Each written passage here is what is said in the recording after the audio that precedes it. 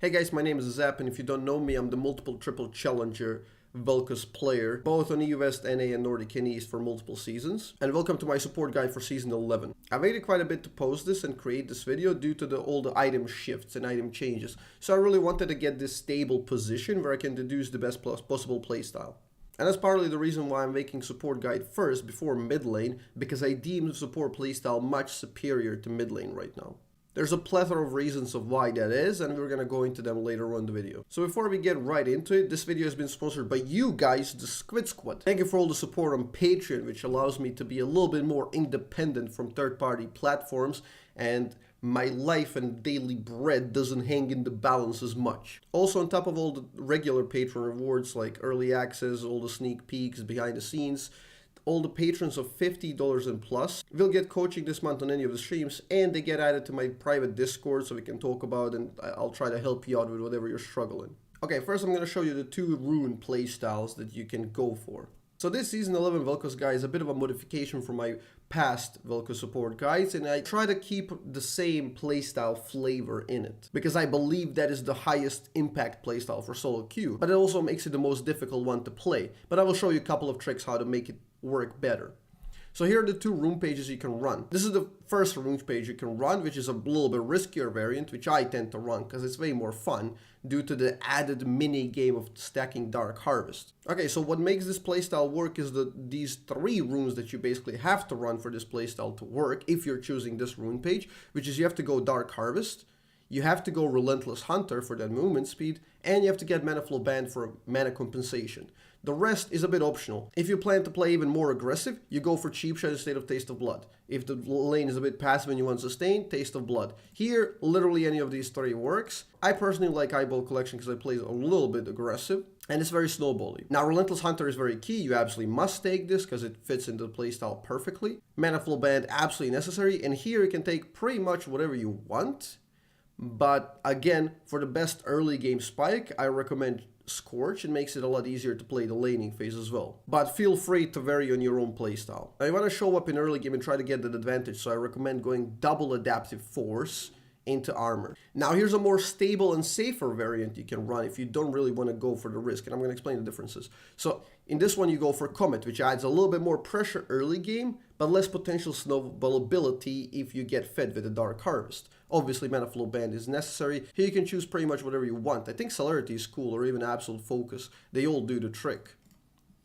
This would be like the most oppressive one with the Absolute Focus and Scorch. And here, again, we take Relentless Hunter and then one of the optional ones, either Cheap Shot or Taste of Blood. With the Cheap Shot, this is like the most aggressive variant for early game you can play.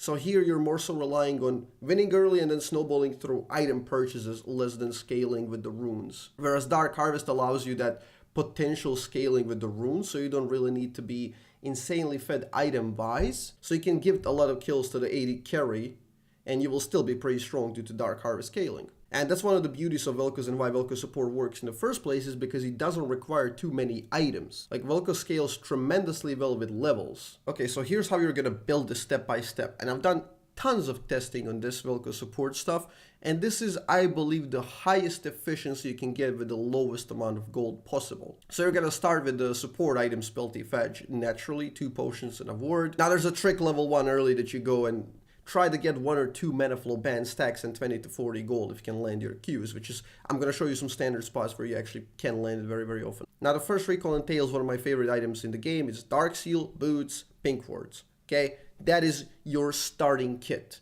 Now after that, for this variation, you would want to go Swiftness Boots, mainly because they're cheap and they give you a lot of movement speed, and movement speed on champions like Vel'koz is significant, because every single ability is directly tied to your positioning. The faster you can reposition, the higher chance you have of landing abilities. Now, Mobies have been nerfed, so that's why we run Swifties, which have been buffed. And also you have Relentless Hunter, which compensate for out-of-combat movement speed. So you're also really fast at roaming throughout the river, while still not getting slowed by getting hit or in combat. Now, the absolute core here is the Night Harvester. It all revolves around Night Harvester. Why? Because we tend to roam a lot and we have access to multiple unique targets. That's also one of the differences from mid lane, and that's why Night Harvester is very, very viable in support. It's slightly cheaper, making it more palatable for support. It has a very easy build path, with a lot of very cheap components. Tons of amp tomes, 1 blasting wound, HP, 900 completion. Very, very cheap and easy for support on Velfair to buy. Now this item provides a very, very insane spike actually for Vel'koz, and if you complete it relatively early, you will find yourself able to like one-shot enemies. So use that mixture of capacity for high damage and capacity to be anywhere with the roaming. So a lot of the game depends on how you play and how you move, and I'm gonna do some suggestions later on how you should move on the map to optimize this build. But this is the most difficult Vel'koz playstyle to master actually, so don't be sad if you don't get it right, because it requires a lot of macro knowledge and knowing where you should go and when. Now in an ideal scenario you would finish Night Harvest and then you would immediately rush Horizon Focus and deal pure damage. Like you will just burn targets. Going defensive items on support is a little bit counterproductive because you're essentially a support. You don't really mind if they focus you too much as long as you're in a decent enough position to dish out most of your combo. Even if you'd like get 2 targets to 50% with your combo and they invest a lot to kill you, that is mega worth in a team fight because your team is most likely to clean that up. That's also one of the playstyles you will adopt and try to master, that playing on the edge and baiting teammates onto you. It also brings me to the summoner spell, which is Barrier. It's very counterintuitive, and I've been using this in Season 4. I'm one of the first and may even be the inventor of the Barrier support, actually. Because I've been playing it since Season 4, and I didn't really see it getting picked up by people until like Season 7. And it's still not fully understood. But Barrier support is very, very core to this playstyle, especially on Vel'koz because he has that extra range. So a lot of people like to take Ignite, and that's like a sign of a very, very early rookie Vel'koz player, because Ignite has absolutely no use post like first 10 minutes, because you will never be in range for it.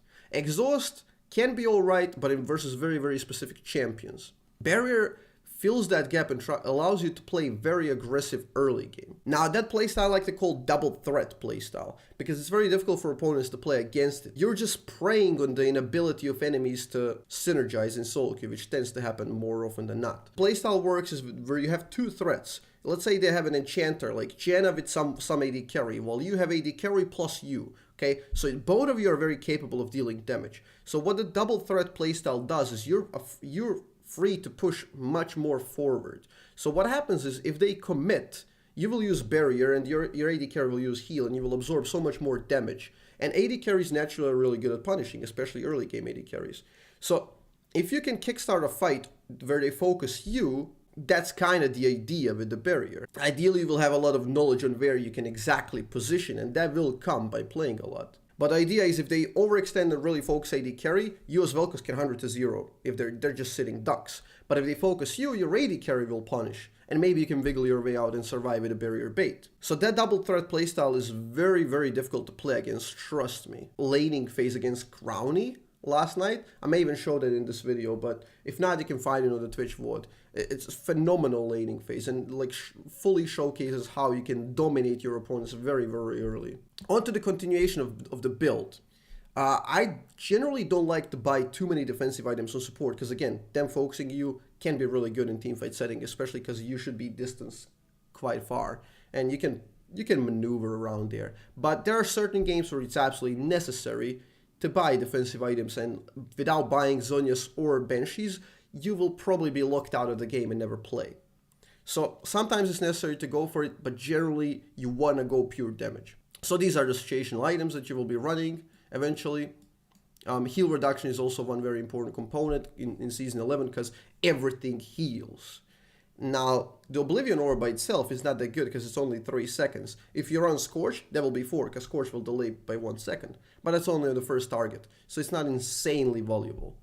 Now I'm going to show you a different variation that you can run in support, which I don't like that much, but it's a nice recovery or in a very specific game scenario. So this is the backup plan. This is where you play like a secondary mage instead of like a roamer. And this playstyle works versus very, very specific combos which have a ton of healing. So what your job is to just tap people.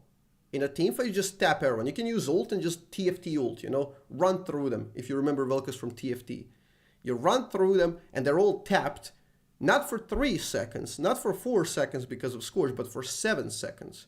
Because Liandry's burns for 4 and that extends the Oblivion Orb / Morello for extra 4 seconds. So it lasts 7 seconds on every target. So very often you will end up with Oblivion Orb, which is 800, having more healing denied than Landry's damage dealt, which is ridiculous in terms of volume when you consider this is 3.4 thousand item. So this is also a backup variation where you fall really behind, and you play for late game, because Night Harvester is more early mid game. So if you're terribly behind, you can actually continue with this playstyle. Although in low elo, you can probably make Night Harvester work if you play really well. So the backup one brings you CDR boots, Landry's, and eventually you want to get Cosmic Drive. So you just pure CDR and you just tap people. That's your job. Okay, so those are the items, and now I'm going to showcase you a couple of core ideas you want to do during the game and how you want to play this. Okay, so this is the game versus Crowny that happened last night, which I wanted to show you actually. And you're going to see a couple of laning phase things that you want to do. There's not much rolling in this game because as you can tell from this, like, we got absolutely dominated as a team. We got destroyed and we never got to play. But the laning phase was hard won by us in the bot lane. I'm going to show you how. So this is the early stress that I tend to do for the extra mana flow band that can... Because as Vel'koz support, you will lack a lot of mana, mainly because you don't buy mana items, because you don't really need them. You tend to recall a lot, but you want to squeeze out as much value as possible from that mana flow band. So you want to stack it up early. Also, if you hit people, there's plus 20 gold, and you get Spell Thief Edge transformed into Sightstone earlier. So I tend to do these angles. Like, I will come, if I'm topside, I will come here and do this angle, because it's very often someone is waiting here. Ideally, like, you play off of the blind angle where they don't see it, and then you do this one in the tri-brush. And usually one or both even work. Actually, that one hit. There you go. See, because I know where people will stand usually in high elo. In low elo, you may actually miss, because people can be weird, but it doesn't really cost you too much unless you position awkwardly. And then I don't shoot it immediately. I wait for my mana flow band cooldown, because I don't want just the 20 gold. So then I test out this brush, generally. Now, that's 1 out of 2, but that's pretty damn good, because your mana will regen anyway, and you're up 20 gold and mana flow band stack. So that's the early strat. If you're playing blue side, there's again a couple of angles that you can do. You can go from here and shoot an angle that covers this brush and entrance of this brush. That's a really decent one. Or you can just rush here in the defensive position and try to, like, land a Q here where people are standing. There's also one in the blue side variation where you just beeline to this pixel brush and then you shoot a Q. Same like here, just mirrored on the top side. Why not? This top side brush can also work, but it's a bit too far away for support. And you may get caught on that one. So yeah, I'm going to show you now how the laning phase should be played. There's a couple of different matchups that you can have in the laning phase. Now, you can either have very passive matchups, you can have neutral matchups, or really hard winning matchups. Here, Vel'koz versus Alistar and Vayne is hard winning. Okay, and I, like, even if you watch the stream here, I said, like, we're going to destroy them bot lane. Like, I don't care who plays Vayne, I don't care who plays Alistar, we're going to destroy him provided I play really well and Ezreal's not a troll. Okay, and I said that basically. So the issue with Ezreal's not like a super hard punishing early game AD carry. This game could have gone a lot better if he had something that can early punish.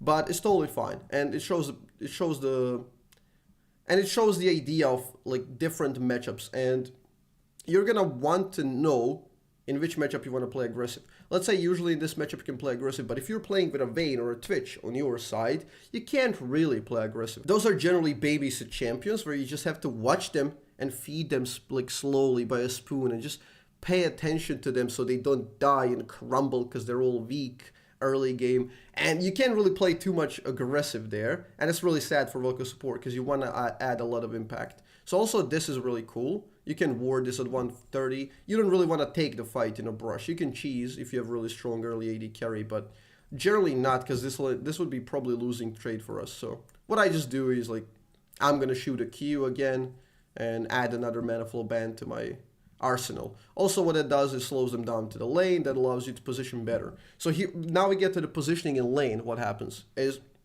I like this term crossfire, or like a kill box, which is very natural. So what you want to do is you want to take a different angle, and I've explained this a lot of times through my coachings. You want to take a different angle than your AD carry. When you take a different angle than your AD carry, that creates two different threats from two different sides. So act like a lever, kind of pushing them away from minions. You're going to unstuck them from minions. So they have to choose, do they take damage and position aggressively, or do they give up minions and lane pressure? And that's how you create prio in the lane. So if a fight breaks out in the river, crab, you're much faster.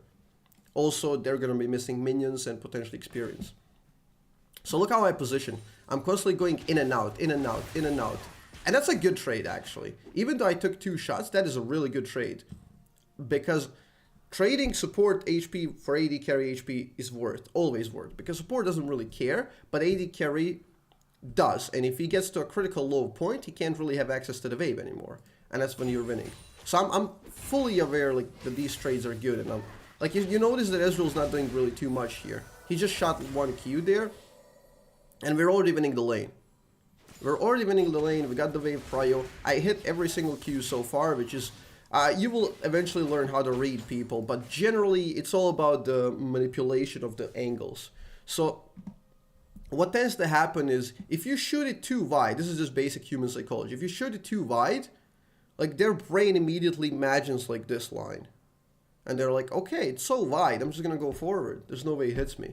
And you will like preemptively cast it. Like you will recast it here while they're running down, and they're gonna turn and run into it because human reaction is not instantaneous. Like they will imagine the line going here, so they go forward, and then you just predict it and hit it. So it's a really nice way. It's like a backwards Q, which will precede the combo usually later on. If you want a reference for that, watch my combo guide. It's brilliant, even still after like 3 years. So yeah, now we're totally denying them access to the wave. If you can notice here, then they have nothing. And I already got that 1 Dark Harvest stack, which is very important. I think that's like the first Q I miss. I'm just probing at this point, trying to get the mana flow banned. Also, one very early important thing for Vel'koz support is don't shoot too many Qs. Okay? In this case, I'm kind of shooting them because it's generally worth, because I know that they're like 95% chance to hit because of the positioning and the dynamic of the lane. But generally, you will not punish too much. If you keep spamming them off of mana flow banned, like when it's in between cooldowns, you will run out of mana fast, and then you're useless. So then enemies can do whatever the hell they want. Because even if they're 50% health, it doesn't really matter because you never threaten the lethal. So usually you don't, on the first 3 levels, don't shoot too much. Generally hit only when you have mana flow banned to apply. That's kind of like a nice rule of thumb. Here I shot W because I knew my Q was going to miss. It's just for the mana flow banned. I'm trying to manage the mana. It's still alright. And we're really hoping to punish this lane as early as possible. So yeah, this is like a high master, grandmaster game in the US. So you know the opponents are good. And here, like I even say on stream, the only thing that I can do to win this lane is the Alistar flash Q backwards W. It's the only winning play for them. And I think Ezreal gets caught here by it. Because Alistar just hit level 2, and notice my positioning, I'm going around Alistar, I'm never allowing him to get into range. So I'm just constantly playing on that edge. Ezreal kind of messes up, so that's both summoners for him, for Alistar subs. Which is not tremendously worth it for us, because now we lose a little bit of pressure where we could continue denying them. Also, it forces an early trade where we invest a lot of mana. Although they're still kind of low, so we can play against it. That's a really nice Q. Again, you play off of the minions. They will usually use minions as shelter. You shoot around.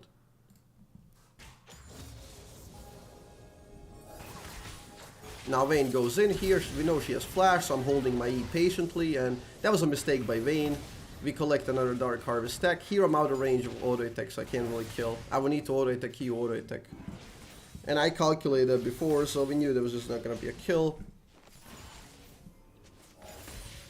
Now you want to reset, obviously, but because the plate is this low due to our pressure, you finish it. You don't want to leave plate like this, because the minions will get it fairly low.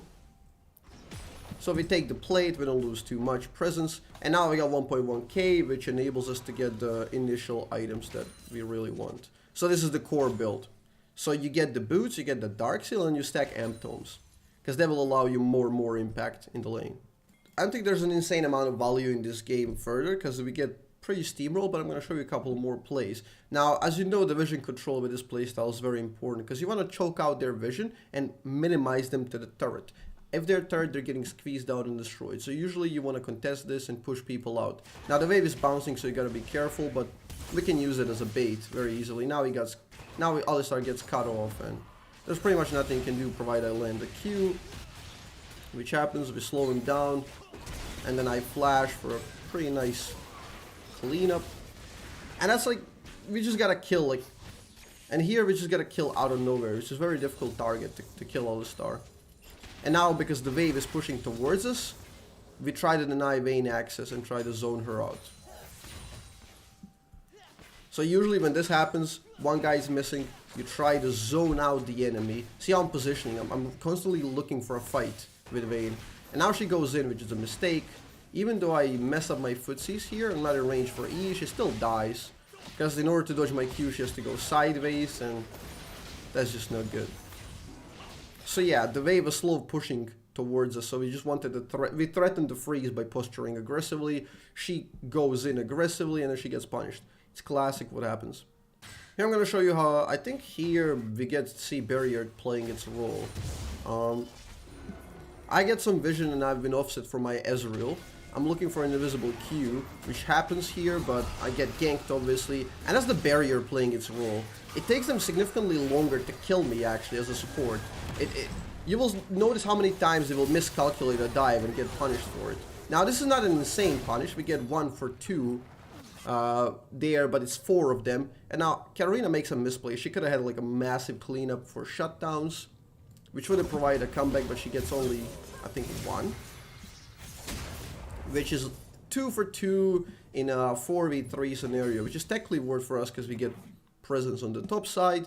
But that goes to show you like how, even how much we're behind here and how destructive they can be, you can still survive the dive for a long time and set up the comeback plays. Now that could have been way better, but here's another lane situation where this is where you just get strong enough with the items. This is where you reach significant damage output. And you just want to fight right now. Also notice the disparity of experience between Alistar and me. And I don't tend to care about Alistar ult because I have true damage. I will usually use that ult against him because he will think he's safe. So notice with the positioning we're giving presence. And I'm not ulting here until Alistar is lined up, because I wanted him lined up with Vayne as well. So that provokes a flash back, which is pretty solid. But it's one of examples how you can bully the early game as Vel'koz support. I'm gonna try to find some roaming examples, because that is like a heavy part of Vel'koz support. Because not every game will go smoothly in the bot lane. You will have something like very passive in the lane, so you will want to roam. And I want you to know when it's nice to roam. Okay, this game I think I have a very nice example of roaming, because I'm playing with Vayne, which is very weak early, and they're playing Senna Veigar, which is very oppressive, and you can't really do too much against the lane. Now, this game involves a little bit of macro. Me and Vayne fell horribly behind due to a really tough matchup in the bot lane, and you can't really do too much in this. And my items are pretty scuffed. I don't have too much. So what you want to do is you want to play off of your strong characters. Now, we also had a losing Zed, which is a huge disadvantage. We have Zed and Vayne who are pretty weak like right now. So what we ended up doing is the most correct playstyle you can do is you send Zed to a solo lane to absorb the farm, and that's usually sending him bot lane, and we send Vayne to split push and pull out pressure. And then you, as a support, you will generally lock hands with your strongest characters, whether they're top or mid, if your bot lane is weak, or a jungler most often, because even if you're neutral, it's good to roam with jungler, because you guys can make plays. You're both dislodged and invisible on the map. So this is one of those examples. Vayne has been put aside just so we allocate more resources for her until she scales and becomes relevant. Zed died, so I lock hands and I want to play with these guys. Notice I'm here even though as a support you generally don't want to be in a solo lane. But I'm here only because I'm hovering the Sudir. And what happens is, the more she moves down, the more I move down, because I know she's going to run into my Udyr. And now we go in. Even though Diana has like an insanely good Q dodge here, I still have time to proc my true damage, which is good enough. And then with Shen we do that chain CC. And that's 3v3 in a losing scenario where we got advantage. Why? Because we played on the strong side. And that's also one of the good rules in solo queue where you want to roam too. Play on the strong sides. If you're a jungler, you will play on your strong side. You want to play where you have prio and a stronger laner, because then you have leeway for mistakes. If you're playing on the weak side, it's very difficult to break the opponent's advantage unless they make a big mistake. And you will generally just snowball them even more. So when is it fine to roam? in general, here's a good couple of principles. So let's say your AD carry died. You as a support, if you can't make a freeze, if you can't really get a freeze going or save the wave for your AD carry, you go roam unless you need a recall. And as a support, you will have very little money, especially if your AD carry dies, so you probably wouldn't be needing a recall at that point. So you generally look to rotation immediately to mid lane. Also, there's a thing called offset from your AD carry. Because you're a support, you're much faster. Due to your boots and Relentless Hunter, you're much faster than your AD carry. So you'll very often find yourself offset from AD carry on the recall, which means is you're exiting the base here, and your AD carry just recalled. You can either go to bot lane and wait under turret your AD carry for 15 seconds, or you can utilize those 15 seconds to either gank mid or hover a gank. Now, whether you choose to gank is based on you, how you decide and perceive the situation as gankable. Because if you feel like there's no way you can access that and gank it properly, you just hover and wait for a counter. It's very effective.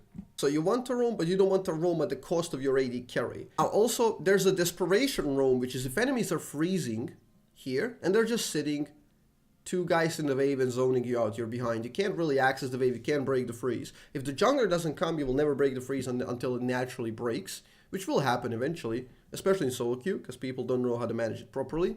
That's where you take a desperation roam and try to create a play on the opposite side of the map. If that happens, the entire freeze potential has been lost because you gained something more on the opposite side of the map, and plus you added commotion to the enemy team and tilt.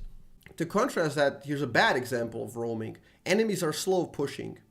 They have 1.5 waves, third wave is coming, okay? And your Vayne is like sitting here under turret, and 2.5 waves are about to crash in 25 seconds. Like, you can't roam at that point. You don't really want to roam. I mean, you can, but it's not very beneficial, because what will most likely happen is your Vayne will get dove, and she's just gonna die and lose 2.5 waves, and that locks your AD carry out the game forever.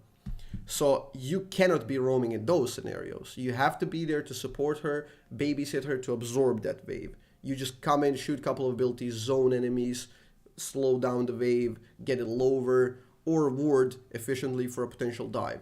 So at the end of the day, when you're looking to roam, make sure your AD carry won't suffer too much for it.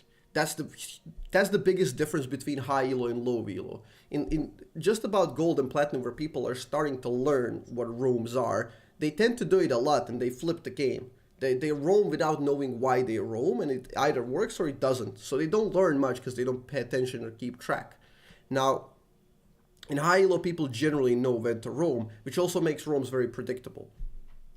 Because you will see a huge offset on the map, like support is missing, you can predict a gank like T-15 mid lane, you know it's happening. But that's just what the game is. It's just a chess with pieces shuffling on the board, and eventually a weakness will be discovered where you want to go in for the kill.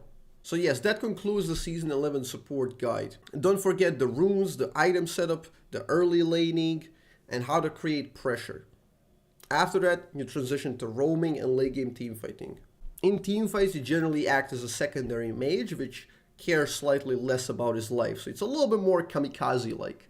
So you tend to play a bit more aggressive, which generally is worth it. Now don't be sad if this doesn't work from the first try, because it's a very, very demanding playstyle. You need to keep track of a lot of things, and your positioning has to be top-notch throughout the entire game. It will take you a couple of games to master this for sure, but once you do it, you will see the incredible payoff in the ability to exert impact into the game. Because usually you will just be sitting here and you're going to be dependent on whether your top side wins and loses, and you just lose the game off of it or win. It's pure coin flip. So this is the highest impact possible playstyle you can play on Vel'koz support, and gives you a lot of agency over the game. Now if you're looking for more examples and to see how I do it, and I tend to explain what I do while I do it on the stream, or you can watch one of my 2-3 latest YouTube videos, which are all support Vel'koz dominations. I guarantee you, if you can master this playstyle, not only will your game knowledge ramp up so damn quickly, but you will climb up like crazy. I hope you enjoyed the support guide for Season 11, and you enjoyed watching and maybe learned something new. I appreciate you all, and see you in the next one.